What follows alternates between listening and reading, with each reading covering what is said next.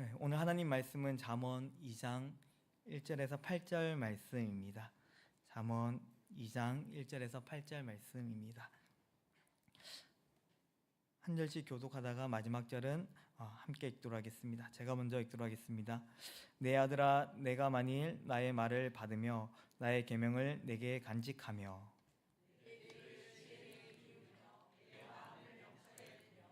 지식을 불러 구하며 명철을 얻으려고 소리를 높이며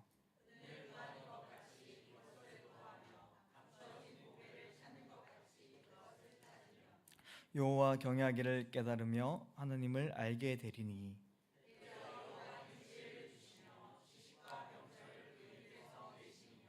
그는 정직한 자를 위하여 완전한 지혜를 예비하시며 행실이 온전한 자에게 방패가 되시나니. 함께 읽겠습니다.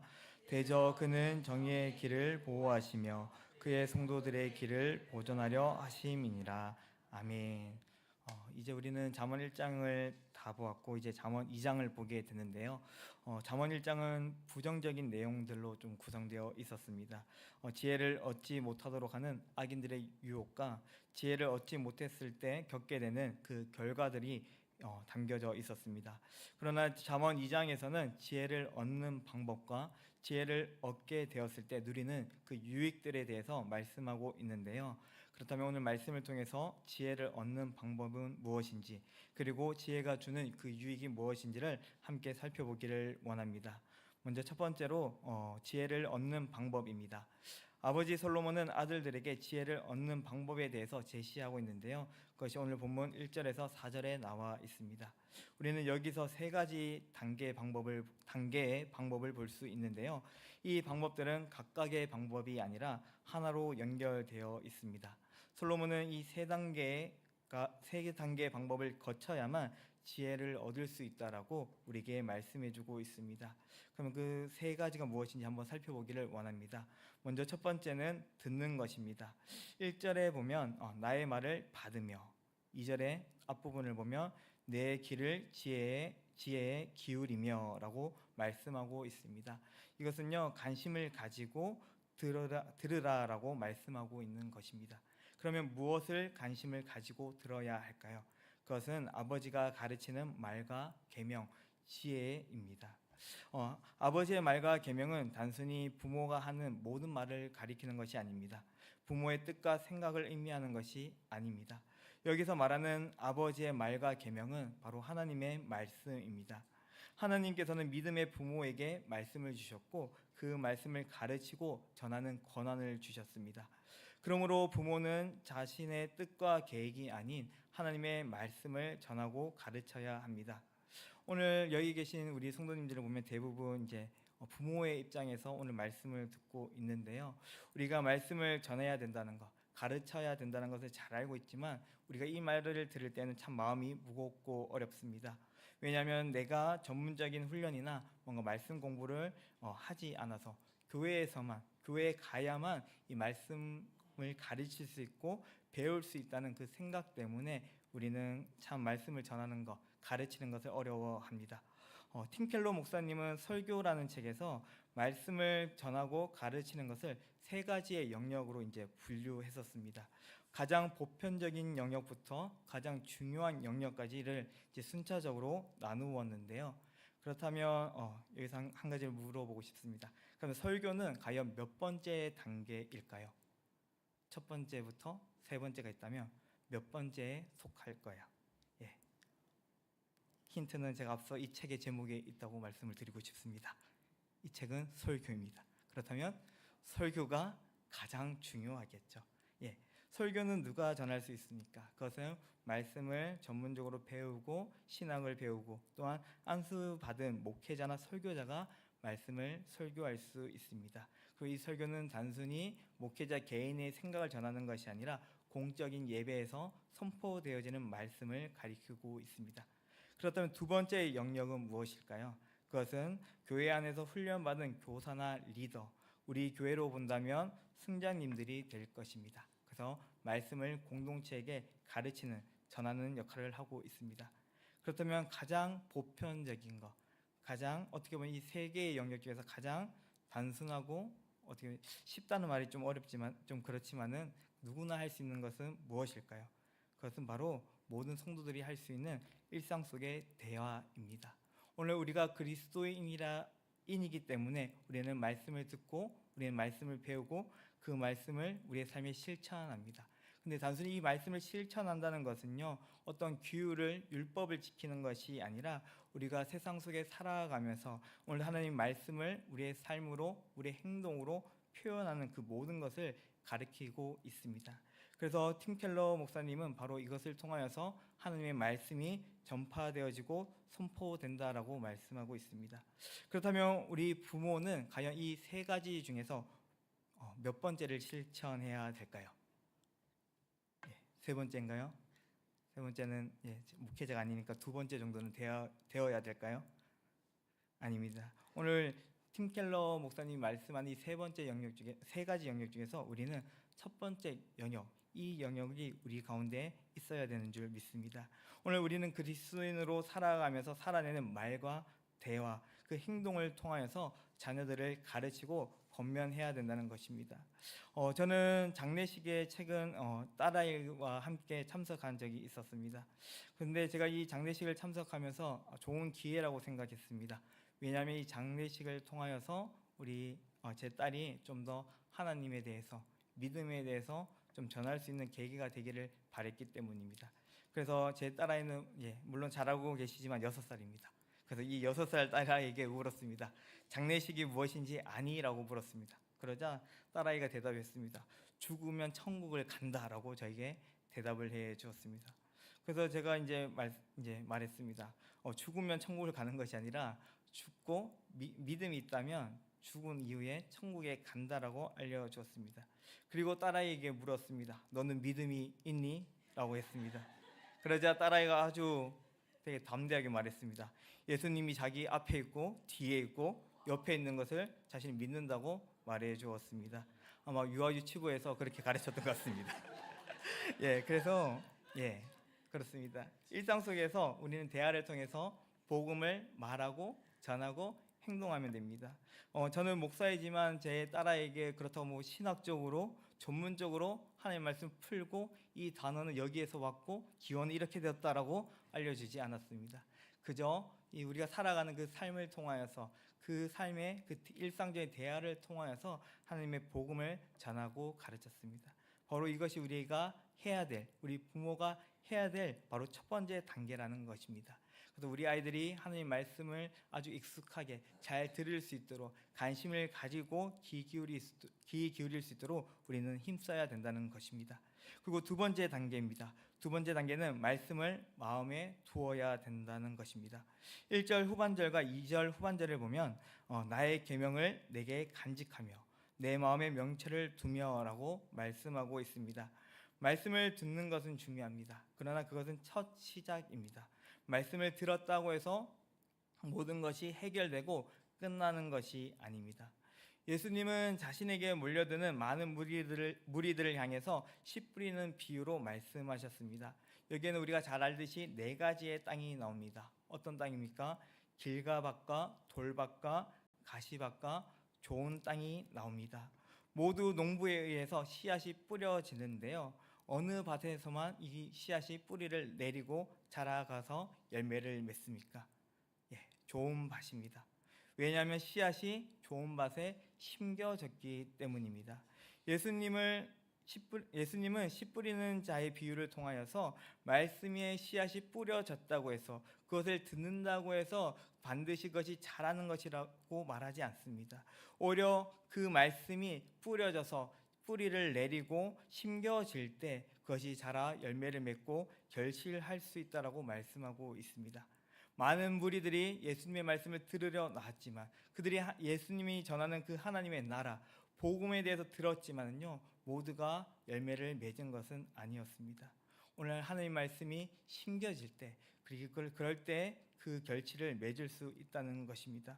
오늘 우리는 하나님 말씀을 잘 듣고 마음에 새기며 심고 있습니까? 또 제 딸아이에 대해서 얘기를 해서 죄송스럽습니다.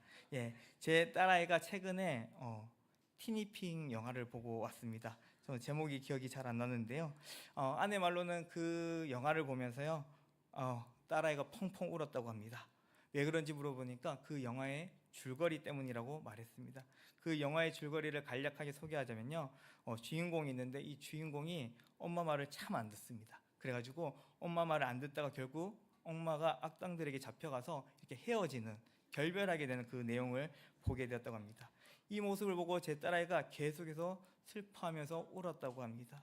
그런데 이 내용을 보면서 제 딸만 운 것이 아니라 뒤에 아이는 오열을 하면서 펑펑 울었다고 합니다. 이 영화를 끝나고 나서 이제 극장에서 나오게 되었습니다. 그래서 아내는 제 딸이 이 영화를 보고 이제는 엄마 말을 잘 들어야겠다, 이런 마음을 가지지 않을까라는 기대를 했습니다. 그런데 나오자마자 곧바로 이제 말을 안 듣는 원래 상태로 돌아갔다라고 저에게 이야기를 해주었습니다.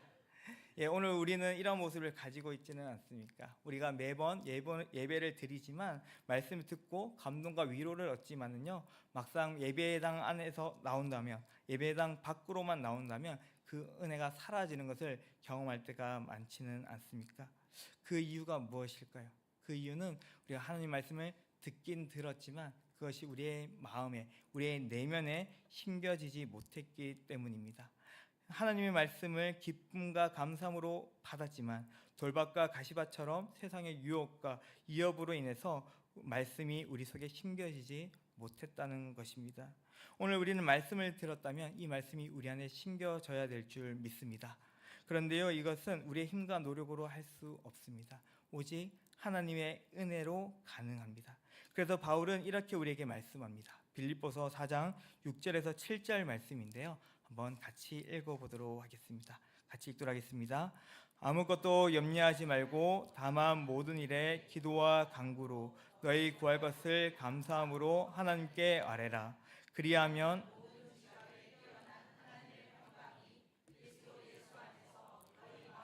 생각을 지키시리라. 아멘. 우리가 말씀을 듣지만은 말씀을 듣고 세상에 나아갈 때 우리는 염려할 수밖에 없습니다. 걱정할 수밖에 없습니다. 예수님도 이 사실을 우리에게 이러한 연약함을 예수님도 잘 알고 계셨습니다. 왜냐하면 말씀의 삶과 세상의 삶은 너무나도 다르기 때문입니다. 그러나 주님께 기도할 때, 온 마음 다하여 우리가 간구할 때 예수님은 우리의 마음과 생각을 지켜주신다고 말씀하고 있습니다. 말씀이 우리 안에 심겨질 수 있도록 우리는 말씀을 들었다면 그 말씀을 가지고 기도와 간구로 나가는 성도님들이 되시기를 바랍니다. 이것이 바로 말씀을 우리의 마음에 심기는 작업이라 할 수 있습니다. 그러므로 우리는 항상 그 말씀을 가지고 기도하고 붙잡을 수 있는 지혜로운 성도님들이 되시기를 바랍니다. 마지막 세 번째 단계입니다. 이 세 번째 단계는요, 말씀대로 살아가는 것입니다. 오늘 3절 4절을 이제 세 번역으로 제가 한번 읽어드리도록 하겠습니다. 3절 4절입니다. 슬기를 외쳐 부르고 명철을 얻으려고 소리를 높여라. 은을 구하듯 그것을 구하고 보화를 찾듯 그것을 찾아라. 아멘. 솔로몬은 말씀을 듣고 조용히 내면의 만족과 행복을 누리며 살아가라고 우리에게 말하지 않습니다. 오히려 큰 소리를 외쳐 부르라고 말합니다. 그리고 얻을 수 있을 때까지 소리를 높이라고 말합니다. 또한 구하고 찾으라라고 우리에게 권면하고 있습니다. 이것은요, 우리가 매우 적극적인 자세로 지혜를 구하고 찾으라는 것입니다. 이스라엘 백성들은 하나님께로부터 가나안 땅이라는 약속의 땅을 받았습니다. 그들은 약속을 받았다고 해서 곧바로 그 땅이 자신들의 땅이 된 것은 아닙니다. 그 약속의 말씀을 듣고 마음에 품으며 약속을 위하여 한 걸음 한 걸음 나아갈 때 그 약속의 땅을 얻을 수 있는 것입니다.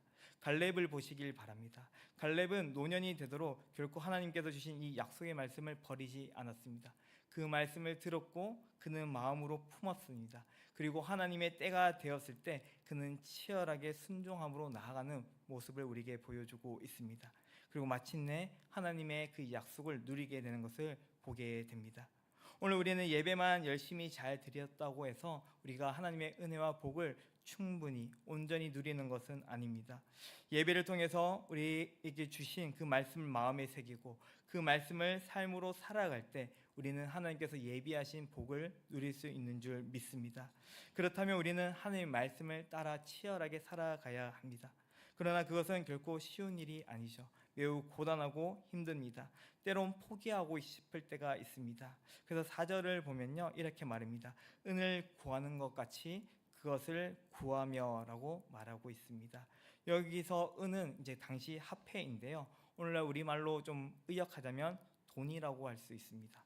그렇다면 돈을 구하듯이, 돈을 얻듯이 그것을 구해라, 지혜를 구해라, 말씀을 구해라라고 말하고 있죠. 우리가 직장에서 일하는 것은 결코 쉽지가 않습니다. 육체적으로, 정신적으로 스트레스를 받고 매우 고달프기도 합니다. 그러나 우리가 일하는 것을 멈추지는 않습니다. 왜냐하면 일을 했을 때 거기에 대한 보상이 있기 때문이죠. 그래서 참고 견뎌냅니다. 또한 이 보상은요, 우리의 삶에 있어서 매우 필수적입니다. 그렇기 때문에 오늘 우리는 일을 할 때 결코 힘들다고 해서 물론 이제 다른 곳으로 이직하기도 하지만은 결코 쉽게 포기하지 않습니다. 오늘 말씀을 따라 살아가는 것도 마찬가지입니다. 오늘도 말씀을 따라 살아가는 것, 그것은 쉬운 일이 아닙니다. 하지만 우리는 그것을 따라 살아가야 합니다. 왜냐하면 거기에는 귀한 보배가 있고 지혜가 있기 때문입니다. 그러므로 우리는 계속해서 이것을 얻기 위해서 치열하게 말씀을 따라 순종하며 살아가는 성도님들이 되시기를 바랍니다.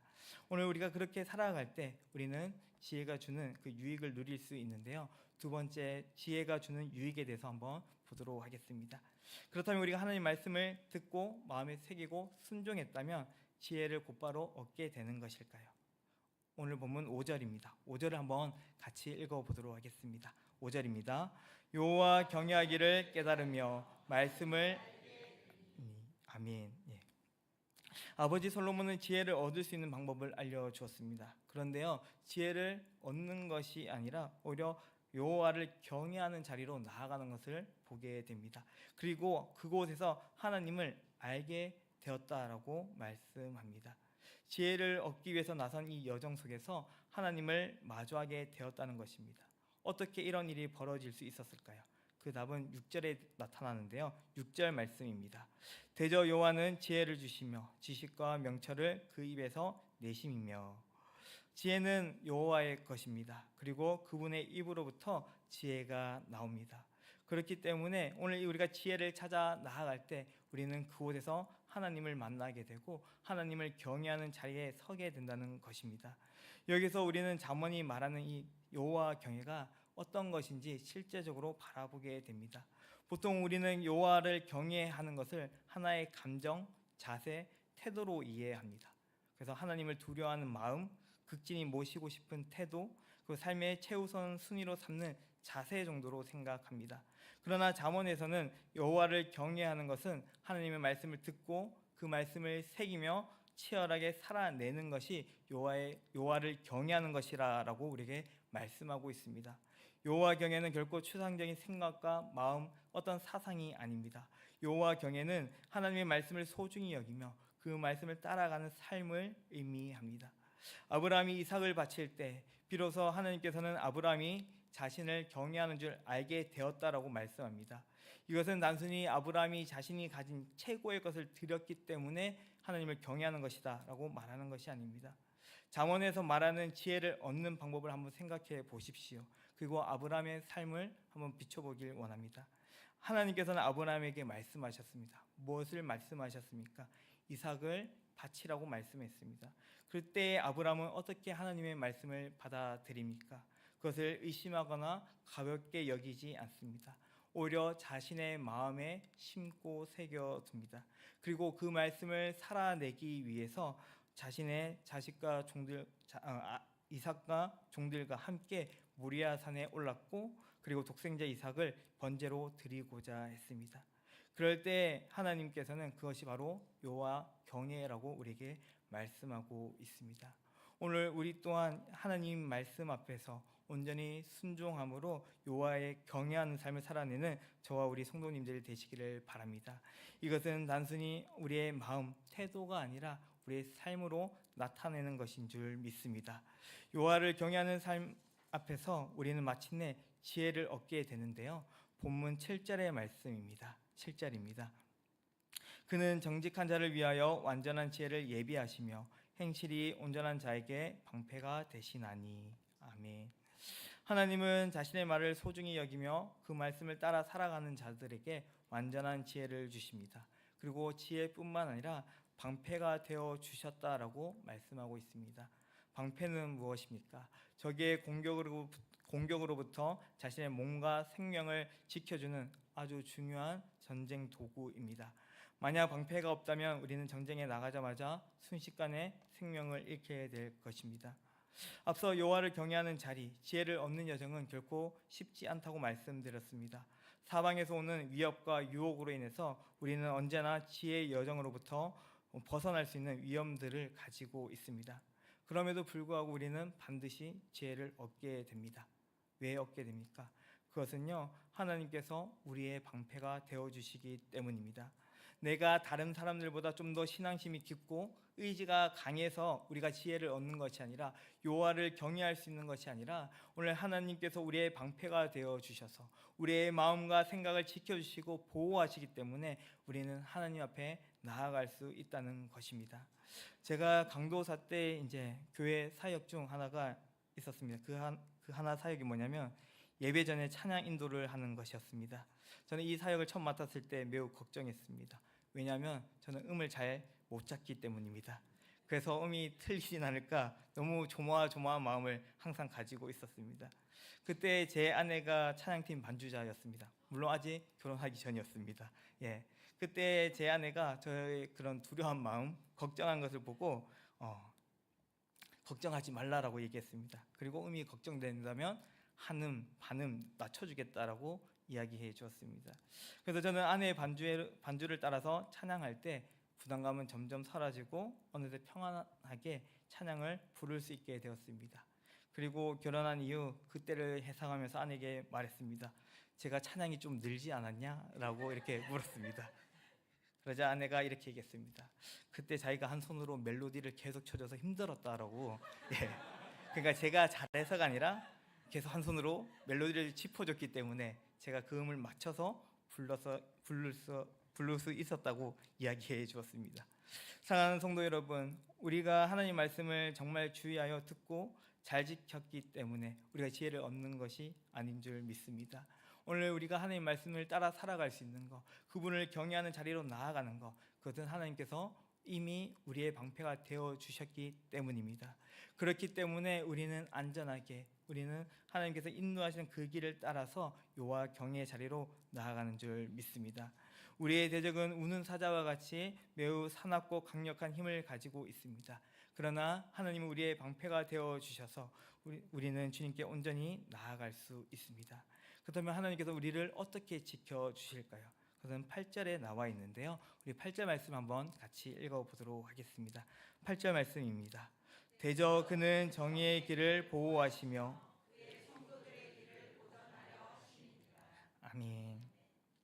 여기서 정의의 길, 성도들의 길은 바로 하나님 말씀을 따라 살아가는 자들을 가리키고 있습니다. 근데 하나님께서는 그들을 보호하신다고 말씀합니다. 여기서 보호하시다라는 이 히브리어는요, 외부의 공격으로부터 보호하고 차단하는 것을 의미합니다. 잠언은 계속해서 악인의 깨, 유혹, 그리고 폭력과 위협이 계속 일어나고 있다라고 말합니다. 계속될 수밖에 없다라고 말씀합니다. 그러나 오늘 하나님께서 우리를 지키시고 보호하시고 악의 공격으로부터 차단해 주시기 때문에 우리는 안전하다라고 말씀하고 있습니다. 나아가 우리를 보전해 주시는데요. 이 보전하다라는 단어는 히브리어로 세심하게 주의를 기울이며 돌보시며 보호하는 그런 의미를 가지고 있습니다. 오늘 우리는 하나님의 말씀을 지켰느냐 지키지 않았느냐가 매우 중요하게 생각합니다. 외적인 결과에만 우리는 치중합니다. 그래서 말씀대로 살아가지 못했을 때 우리는 스스로를 정죄하거나 비난하곤 합니다. 그러나 하나님은 우리의 외면이 아니라, 외적인 모습이 아니라 내면을 집중하고 보고 계십니다. 우리의 마음이 힘들고 무너질 때마다 우리의 마음을 섬세히 바라보시고 어루만져 주십니다. 그리고 다시 그 말씀을 따라 살아갈 수 있도록 우리를 다스리시고 보호하시는, 보전하시는 하나님이라고 우리에게 말씀하고 있습니다. 하나님의 말씀을 따라가는 삶, 그것은 매우 고단하고 힘듭니다. 그러나 하나님께서 이미 우리와 동행하고 계십니다. 우리의 방패가 되어 주셔서 우리를 지키시고 보호하시며 면밀히 세밀히 우리를 돌보시고 계십니다. 오늘 우리는 그 믿음을 가지고 오늘도 이 여정을 함께 나아갈 수 있는 우리 성도님들이 되시기를 바랍니다. 말씀을 맺도록 하겠습니다.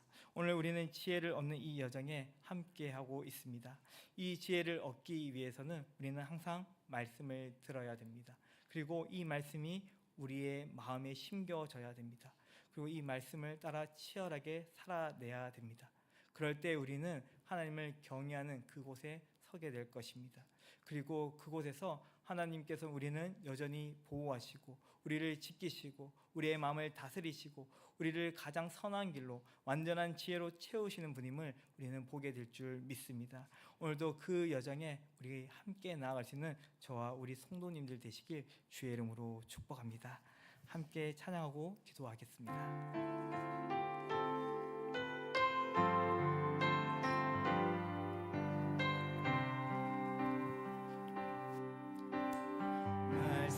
앞에서 경외함으로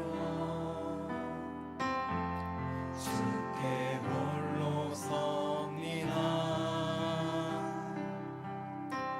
생명의 말씀 읽고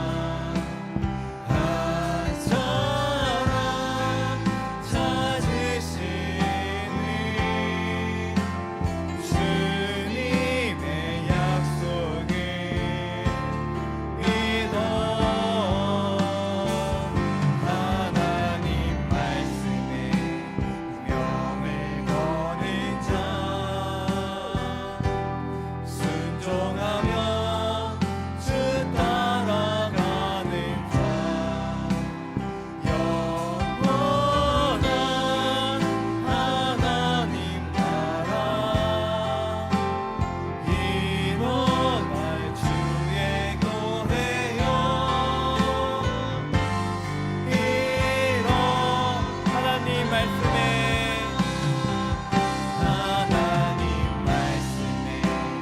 두려워 떠는 자, 그 말씀에 생명을 거는 자, 그 말씀에 생명을 거는 자, 한 사람 찾으시니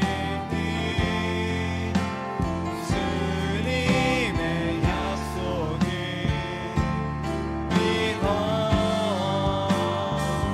하나님 말씀에 명을 거는 자,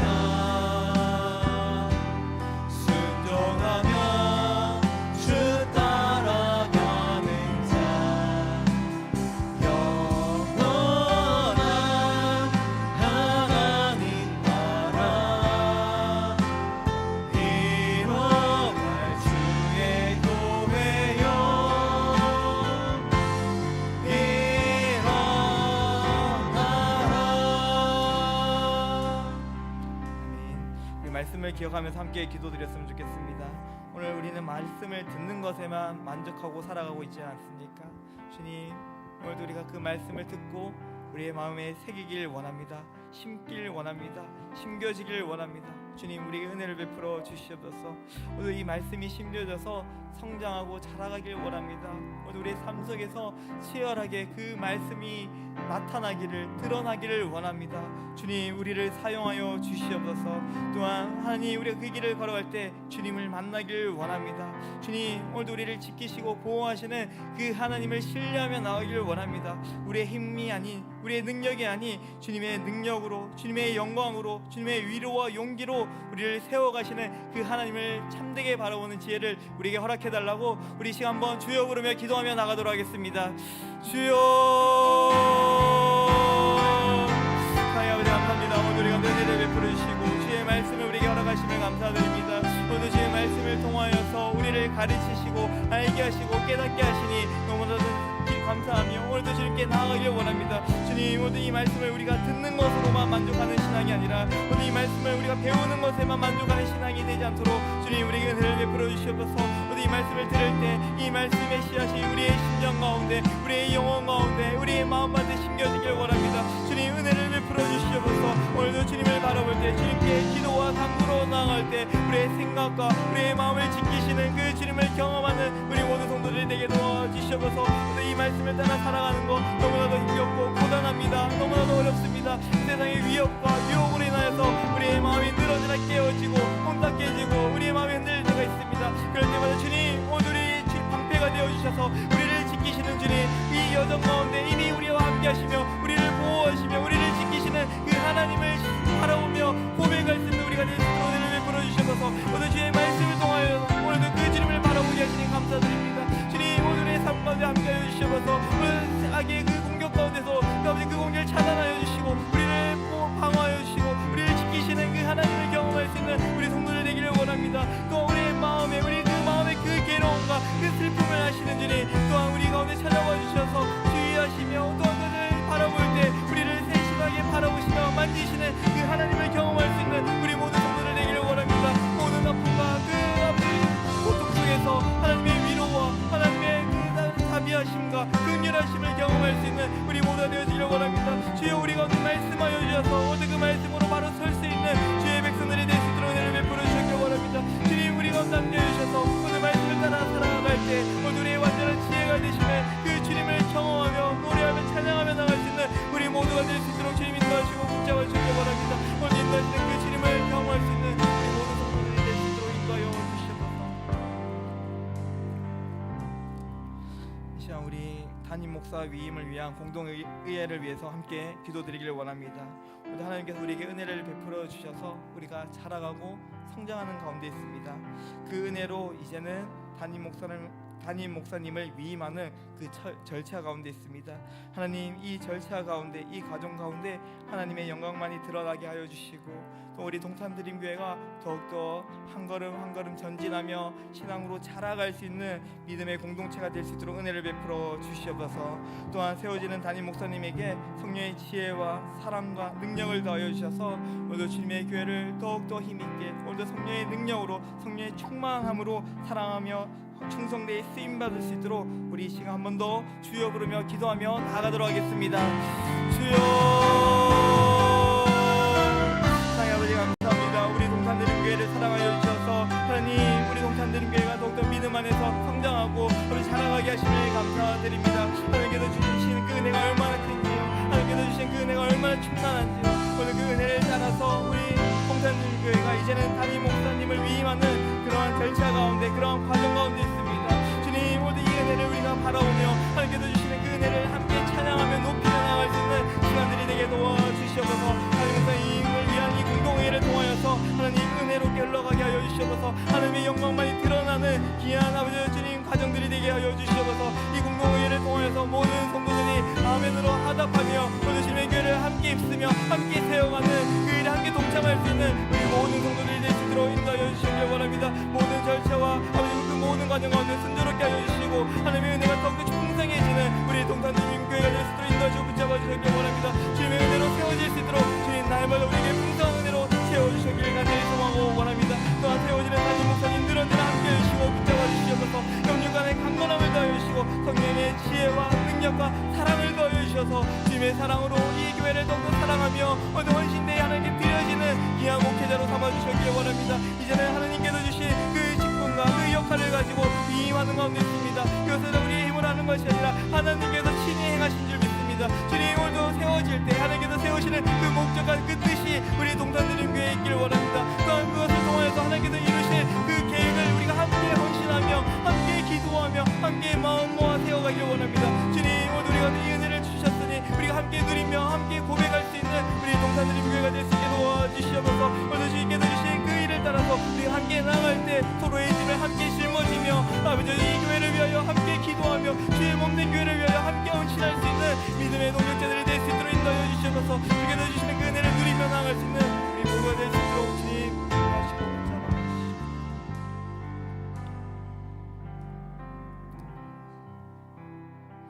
사랑의 하나님 감사합니다. 오늘도 주의 말씀으로 우리를 지도하시고 우리를 인도하시고 우리를 가르치시니 참으로 감사드립니다. 주님, 오늘도 우리가 주의 말씀을 듣습니다. 주님, 그러나 우리는 이 말씀을 듣지만은 우리 마음에 새겨지지 못하고 심겨지지 못할 때가 너무나 많음을 고백합니다. 주님, 은혜를 베풀어 주시옵소서. 또 예수 그리스도의 그 은혜로 오늘 그 말씀이 우리 심령 속에 심겨지길 원합니다. 오늘 그 은혜로 우리가 또한 성장하고 자라가길 원합니다. 주님, 은혜를 베풀어 주셔서 이 말씀이 오늘도 이 예배당뿐만 아니라 우리의 삶의 모든 영역 가운데 나타날 수 있도록 주님 은혜를 더하여 주시옵소서. 오늘도 그 지혜의 여정 너무나도 고단합니다. 힘듭니다. 주님, 너무나 고통스럽습니다. 그러나 그 가운데 그 끝에는 하나님이 우리와 함께하고 계심을, 하나님께서 우리를 지키고 보호하고 계셨음을 깨닫는 지혜로운 성도들이 되게 도와주시옵소서. 오늘 우리의 힘과 노력이 아니라 하나님의 지키심과 보호하심과 우리의 마음을 다스리시고 위로하시며 힘주시는 그 은혜를 따라 우리가 나아갑니다. 주님, 우리에게 은혜를 베풀어 주셔서 하나님의 그 완전한 지혜에 이르는 우리 모든 성도들이 될 수 있도록 은혜를 베풀어 주시옵소서. 또한 이번 주 아버지 담임 목사 위임을 위한 공동회의가 있습니다. 하나님, 이 공동회의를 통하여서 주님께서 주신 그 은혜를 우리가 다시 한 번 더 기억하길 원합니다. 우리 동탄드림교회를 성장시키시고 또 세워가시며 또 하나님께서 이루실 그 꿈들을 우리가 함께 고백하는 시간들이 되게 도와주시옵소서. 또한 세워지는 목사님이 늘어진 은혜를 베풀어 주시고 성령의 충만함을 더해주셔서 주님의 그 꿈에 함께 동참하며 함께 세워갈 수 있는 우리 모두가 될 수 있도록 은혜 베풀어 주시옵소서. 감사합니다. 예수 그리스도의 이름으로 기도드립니다. 아멘. 우리 주기도문으로 예배를 마치도록 하겠습니다. 하늘에 계신 우리 아버지여, 이름이 거룩히 여김을 받으시오며 나라가 임하옵시오며 뜻이 하늘에서 이루어진 것 같이 땅에서도 이루어지이다. 오늘 우리에게 일용할 양식을 주시옵고 우리가 우리에게 죄 지은 자를 사하여 준 것 같이 우리 죄를 사하여 주시옵고 우리를 시험에 들게 하지 마시옵고 다만 악에서 구하시옵소서. 나라와 권세와 영광이 아버지께 영원히 있사옵나이다. 아멘.